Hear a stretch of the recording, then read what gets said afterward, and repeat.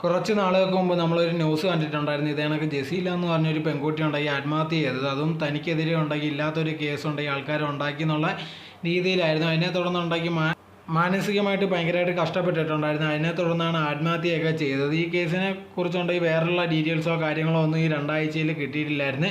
അങ്ങനെ ഇരിക്കുമ്പോഴാണ് ഇപ്പോൾ ലേറ്റസ്റ്റ് ആയിട്ടുള്ളൊരു ന്യൂസ് വന്നിരിക്കുന്നത്. ഇതേ കണക്കുണ്ടെങ്കിൽ കള്ളപ്പരാതി കൊടുത്ത ഫ്രണ്ടിൻ്റെ ഉമ്മയുണ്ടെങ്കിൽ അറസ്റ്റ് ചെയ്തിരിക്കുകയാണ്.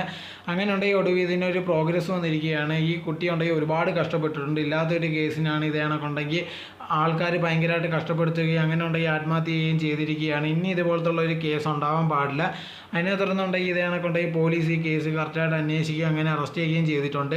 ഇതിൻ്റെ മെയിൻ റീസൺ എന്ന് പറയുന്നത് ഈ പെൺകുട്ടി ഉണ്ടെങ്കിൽ അവർക്കൊരു മാല കൊടുത്തിട്ടുണ്ടായിരുന്നു ഇതേ കണക്ക് പണയം വെക്കാനൊക്കെ വേണ്ടി. അത് തിരിച്ചു ചോദിച്ചതിനെ തുടർന്നാണ് ഇതേ കണക്കുണ്ടെങ്കിൽ മാല അടിച്ചു മാറ്റി എന്നുള്ള രീതിയിൽ പരാതി എടുക്കുകയും ആ പെൺകുട്ടിക്ക് ആരും സപ്പോർട്ട് ഇല്ലാതെ അവസാനം ഉണ്ടെങ്കിൽ ആത്മഹത്യ ചെയ്യേണ്ട ഒരു ഗതി വന്നിരിക്കുന്നത്. ഇനി ഉണ്ടെങ്കിൽ ഈ ഗതി ആർക്കും വരാൻ പാടില്ല. ഇനി ആരെങ്കിലും ഇതേ കണക്ക് കള്ളക്കേസ് കൊടുക്കണമെന്ന് വിചാരിച്ചാൽ ആർക്കും അത് നടക്കാനും പാടില്ല. എന്തായിരുന്നാലും ആ പെൺകുട്ടിയുടെ ജീവൻ പോയി, അത് വലിയൊരു കാര്യം തന്നെയാണ്. അത് നമുക്ക് ഒരിക്കലും തിരിച്ചു കിട്ടത്തില്ല. എന്തായിരുന്നാലും ആ കുട്ടിക്ക് ഒരു നീതി കിട്ടുക എന്നുള്ള രീതിയിൽ ഇനി അവന്മാരുണ്ടെങ്കിൽ ഇതിനകത്തുള്ള കാര്യങ്ങൾ ചെയ്യാൻ പാടില്ല.